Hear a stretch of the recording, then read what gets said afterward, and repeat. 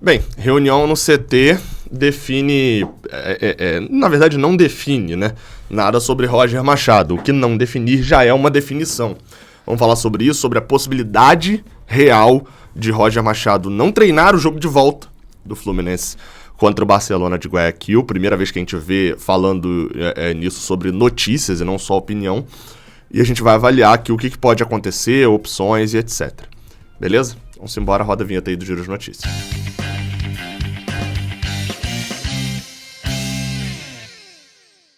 Seja bem-vindo, você guerreira de todo o Brasil e de todo mundo. Aqui é o canal Raiz Tricolor. Eu sou o Gabriel Amaral, sou jornalista por formação e sou tricolor de coração. Deixa seu like aqui embaixo, se inscreve aqui no canal. Não se esquece de passar também aqui na descrição o link da 1xBet, casa de apostas esportivas, que tá aí já com a gente há um bom tempo. Dá essa moral. Hoje tem Libertadores, hoje tem São Paulo e Palmeiras, por sinal, né? Libertadores do Fluminense é na quinta, mas os jogos de hoje já passam a interessar a gente já, tá?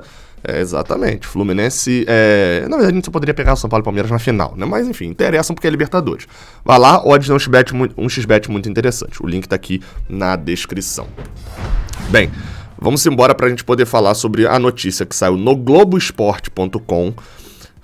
Notícia do Janir Júnior, que eu confesso que não conhecia o repórter, o Janir Júnior, e do Thiago Lima. Thiago Lima, que é setorista do GE. O Janir Júnior, eu confesso que não sei exatamente de qual área lá do GE ele faz e tal, se ele cobre algum outro time e tal, fazendo, enfim, realmente não conhecia. Acho até que ele cobre o Flamengo, porque nas redes sociais dele tinha muita notícia, matéria dele produzida sobre o Flamengo. Então, acho que, enfim, pode ter sido ali mas isso é completamente desnecessário o que eu tô falando aqui agora. Basicamente dito que Roger enfrentando a primeira turbulência no comando do Fluminense e com pressão interna. Na matéria, inclusive, é relatado que houve uma reunião na segunda-feira, lembrando, nessa segunda-feira os jogadores eles não treinaram, né, eles jogaram no domingo, tiveram folga na segunda, aí eles foram até lá para fazer teste de Covid, né, o Fio também foi, porque ele vai estar na Libertadores na quinta-feira. E aí ele comentou, os jogadores estavam de folga, mas foram lá fazer o teste de Covid. Mas não teve treinamento, né? Porque agora o Fluminense deve entrar nessa terça, uma sequência de uns 10, 15 dias sem folga. E aí, bem, mas o que diz é que, na matéria aqui, um clima de pressão está em Laranjeiras e no CT, Carlos Castilho, sobre o trabalho de Roger. E que na segunda-feira, mesmo sem ter treinamento dos jogadores, teve uma reunião em que estiveram presentes, ou seja, não foi só uma reunião deles, Mário Bittencourt, presidente do Fluminense, e Paulo Angione, executivo de futebol do Fluminense, o diretor executivo. Além dele, aí na matéria não relata todos os nomes, só diz que estiveram presentes esses dois. E que o clima era de cobrança em uma semana em que o Fluminense vai jogar a quarta de final contra o Barcelona. Então, assim, o cenário hoje é esse, né? Houve uma reunião. Ao que dá a entender aqui, como fala, entraram os dirigentes. Não sei se essa reunião foi com o Roger, inclusive, né? Mas é um fato que existe a conversa sobre demitir Roger. Existe essa conversa agora. A gente vê a notícia do GE. O que a gente passa a entender a partir disso? Boa parte do tempo aqui eu comentei, e aí agora eu vou deixar claro, tá? O que foi informação agora eu vou pontuar, porque a maioria a partir de agora é opinião. Eu falei aqui várias vezes de que a impressão que dava é que o Roger não ia demitir o Mário Bittencourt. Sigo com essa impressão ainda um pouco, apesar de ter uma matéria falando o contrário, ainda tem um pouco da impressão de que o Mário Bittencourt não gosta de demitir treinador, ainda mais por ter feito um contrato de 2 anos com o Roger. Ou seja, esse contrato de 2 anos, muito criticado, e de certa forma dá pra gente criticar sim esse contrato de 2 anos. Pra gente criticar sim, na verdade, esse contrato de 2 anos, porque é muito incomum. Basta a gente lembrar que o último treinador a ficar 2 anos no Fluminense foi Abel Braga. Exatamente, ficou do finalzinho de 2016 até o meio de 2018, mas lá atrás, em 2012, foi quando ele assumiu no meio de 2011 e saiu no meio de 2013. 2 anos, faz 10 anos que não fica um treinador por 2 anos aqui. Então, assim, é um contrato muito longo. Só que esse contrato, ele foi dado de 2 anos e a explicação que se deu na época foi a seguinte. Para isso, para poder ter a garantia de que o trabalho vai ser feito, que não vai ser rompido e etc. Bem, essa garantia meio que tá vindo agora, né? Em boa parte dos clubes do Brasil, o Roger já estaria demitido. Isso é um fato. Talvez estivessem até... porque o jogo contra o Cerro dá uma atrapalhada nisso, o jogo de volta ser muito perto, porque ficou pra uma semana só. Esse jogo de volta contra o Cerro Porteño era pra ter sido 2 semanas antes, né? Do que ele foi isso. Era pra ter sido 2 semanas antes, você teria ali um espaço até o jogo de volta da Libertadores, ou a volta da Libertadores nas quartas. Mas assim...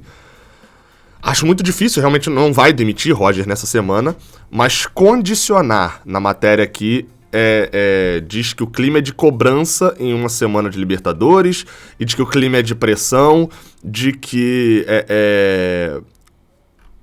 enfim, de que o trabalho visível queda brusca de rendimentos, tem uma turbulência no comando, mas não fala diretamente de demissão. Tanto que aqui no próprio texto fala... ao menos até quinta-feira, Roger segue blindado e no comando da equipe. Agora, esse ao menos até quinta-feira dá a entender de que depois do jogo de quinta-feira o Fluminense pode demitir. Isso é uma coisa que eu faço muitas críticas, sempre fiz, que é o dar mais um jogo. Quando você não acredita no trabalho, demite. É isso, se você não acredita no trabalho mais, demite. Por isso que, assim, esse dar mais um jogo pode ser só adiar um problema. Por exemplo, tá? Vou escrever um exemplo. A direção de futebol hoje do Fluminense não tem mais confiança no trabalho de Roger vai desenvolver, que é o ponto que eu venho batendo aqui várias vezes. O trabalho de Roger tem 3 checkpoints ali, né? Tem o início, aí quando começa a cair um pouco o nível, volta bem, que era aquela sequência ali de inicial de Libertadores com reta final de Carioca, até que desgasta muito na final do Carioca, vem outra ruptura para poder ter um up após o jogo contra o River Plate, que vai reverberar até o jogo contra o Red Bull Bragantino, e aí depois do Red Bull pra cá, do início ali meio de junho pra cá, só vem decaindo e não teve um outro gás de novo. E não aparenta ter, nesse meio agora onde os jogos são mais difíceis. Então, se o gestor acha que não vai ter, conversa com o Roger e fala assim: olha, Roger, eu não tô vendo pra onde vai ter evolução. Dar esse um jogo pode ser perigoso. Porque você dá esse um jogo pra Roger, quinta-feira, aí o Fluminense ganha de 1-0, sabe-se lá como. Entendeu? 3 pênaltis perdidos pelo Barcelona. Aquelas vitórias malucas que não explicaria. Aí você, ganhou, tá prestigiado. Sábado, domingo é jogo do Brasileirão. Vem semana que vem, perde e tá eliminado, e aí agora você muda. Então, assim, outra opinião também sobre mudança, que vale a gente destacar aqui também. O Fluminense mudou de treinador, assim, na véspera de um jogo de Sul-Americana, em 2019, foi a última vez, foi um jogo de Sul-Americana, hoje é Libertadores. Fernando Diniz cai no domingo contra o CSA, né? Ele perde pro CSA no domingo, cai domingo, na verdade, na segunda-feira. E o Fluminense na quinta jogaria com o Corinthians lá em São Paulo, as quartas da Sul-Americana. São, curiosamente, mesma fase, né? Só que da Sula. E o Fluminense até fez uma partida sólida lá, né? Tem a defesaça no final de Muriel e tal. Não foi uma boa partida, mas foi uma partida que pelo menos trouxe um 0-0 pro Rio e tal, sob o comando de Marcão ainda, já sobre olhares de Oswaldo de Oliveira. Depois é até eliminado, empata em casa, mas não foi uma exibição péssima, assim, né? O Fluminense não foi eliminado porque trocou de treinador, a gente não pode afirmar isso. Em 2019, também pós-saída de Oswaldo de Oliveira, Marcão assume.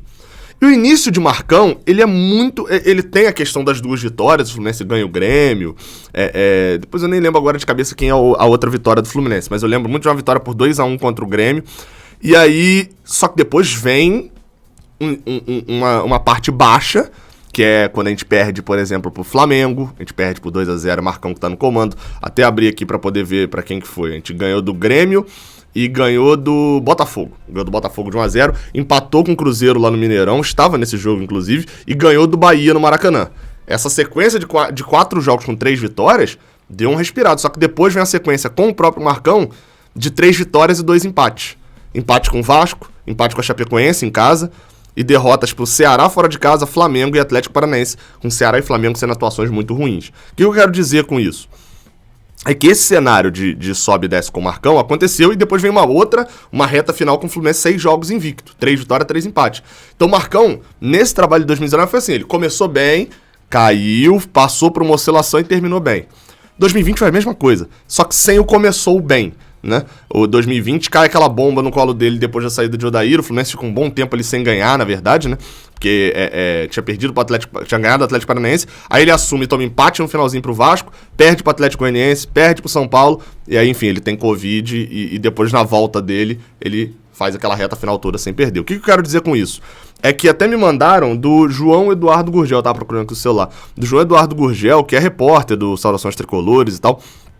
Ele fez uma lista de treinadores brasileiros disponíveis para o Fluminense poderia trazer agora, né? Thiago Nunes, Thiago Largue, Dorival Júnior, Mano Menezes, Falcão, Alberto Valentim, Jair Ventura, Dunga, Marcelo Cabo já tá tendo Goiás, né? Mas Chamusca, Cristóvão Borges, Marcelo Oliveira, Oswaldo de Oliveira, Celso Rotti e Adilson Batista. Ele citou aqui 15 treinadores disponíveis, né? E aí ele até conclui com o Marcão melhor que todos. Eu não sei se o Marcão é um treinador melhor do que todos esses 15. Tem uns nomes aqui muito aleatoriaços, né? O Oswaldo de Oliveira não volta nem a pau. Muito aleatórios os nomes. Mas eu não sei se o Marcão é um treinador melhor do que Dorival Júnior, por exemplo. Não tenho essa certeza.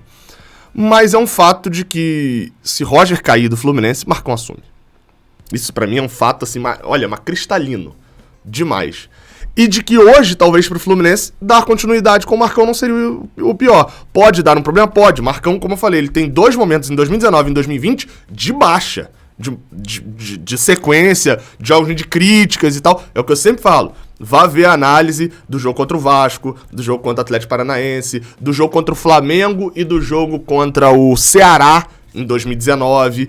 Vai lá ver, eram muitas críticas ao Marcão. E até verdadeiras. Então o Marcão não é o melhor treinador do mundo. Mas para dar continuidade ao trabalho, provavelmente seria a melhor escolha. Sobre Roger, Gabriel, você é a favor de demitir Roger agora? Então, eu teria que saber de Roger. Eu não tenho essa resposta, eu não tenho a pretensão de ter essa resposta. Por quê? Eu resolveria isso com uma pergunta, que na verdade, já foi feita e ele não respondeu. Mas aí, obviamente, se eu tô numa posição de poder demitir ou não, ele teria que responder, né? Quinta-feira pretendo perguntar a ele, dependendo do jogo, pretendo perguntar a ele sobre algo sobre isso. Se ele acha que tem como tirar mais desse time. Tem como fazer algo diferente do que ele vem fazendo, ou ele tá igual o Fernando Diniz estava até na época do Fluminense, que era bem assim, a gente tá fazendo tudo certo, que Roger tá com o mesmo discurso, a gente tá fazendo tudo certo, só que não tá dando certo, tá faltando alguma coisa. Então assim, se ele acha que já tá fazendo tudo certo e na minha avaliação não tá, é pra demitir. Aí demite o mais rápido possível. Não vai demitir, né? Obviamente, mesmo talvez com um resultado que não seja derrota na quinta-feira, acredito que a chance de demitirem é 0. Vamos aguardar, né? É isso. Saudações tricolores. Até a próxima. Valeu.